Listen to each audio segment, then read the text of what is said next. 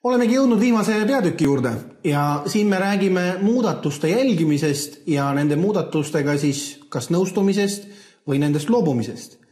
Mõte on selles, et kui ühe sama dokumendiga teeb tööd mitu inimest, kas sellel põhjusel, et igal ühel on oma mingisugune osa täita, või on põhjus selles, et mina teen mingisuguse osa valmis, saadan näiteks teisele osapoolele, kes teeb midagi või paneb omapoolsed parandused ja ettepanekud. Ja nüüd selleks, et ma ei peaks otsima, et kus ta nüüd täpselt neid parandusi tegi, on siis spetsiaalne võimalus muudatuste jälgimine, mis siis salvestab kõik tehtud liigutused. Kui ta midagi kustutas, midagi lisas, siis see jääb kõik ilusti näha. Nüüd esimene asi, kui et seda kasutada, tuleks selle salvestamine, nende muudatuste salvestamine sisse lülitada. Ja asub see siis redigeerimine menüüs ja siit tuleks siis valida valik muudatused ja sisse lülitada salvesta. See linnukese tegemine sinna valiku ette ongi tegelikult kõik. Aga nüüd, kui ma selle dokumendiga toimetan, siis on kohe märgata, et midagi on juhtunud. Näiteks ma kustutan ära need 2 sõna. Siis selle asemel, et nad kohe ära kaoksid, tehti nad teist värvi ja tõmmati joon peale. Ja kui ma liigun hiirega näete selle kustutatud osa peale, siis siin on näha kustutatud Jaan Vaabeli poolt sellisel kuupäeval, sellisel kellaajal. Ehk siis on ka võimalik jälgida, millal konkreetselt see muudatus on tehtud. Kui ma lisan kuhugi sõna juurde, näiteks see on küllaltki,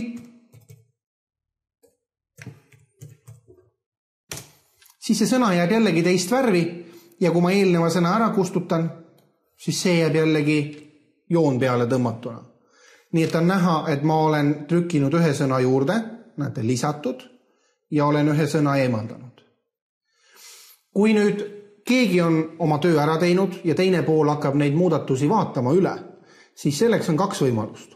Esiteks puhtvisuaalselt on kohe dokumendis näha, et mis on siis kustutatud, on joon peal teist värvi ja mis on juurde lisatud, on ka teist värvi ja joon on all.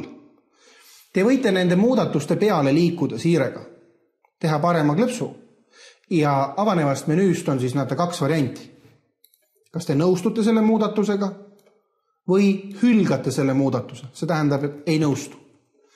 Kui ma teen parema klõpsu ja ütlen, et ma nõustun, siis nüüd see tekst kaduski ära, mille ma enne ära kustutasin.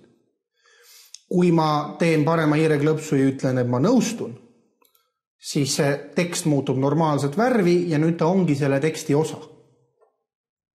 Salvestamine muudatuste osas toimub täpselt nii kaua, kuni te selle salvesta nupu välja lülitate.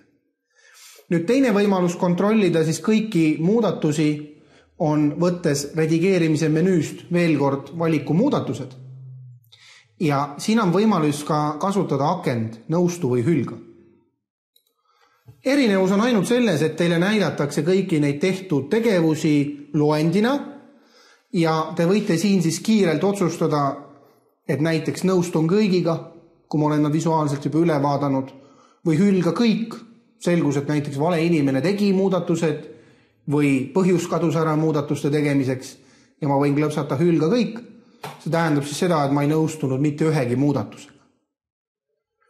Kui ma tahan salvestamist jälle välja lülitada, redigeerimine menüü, muudatused ja võtan linnukese selle salvesta valiku eest ära. Ja nüüd on jälle see muudatuste jälgimine välja lülitatud.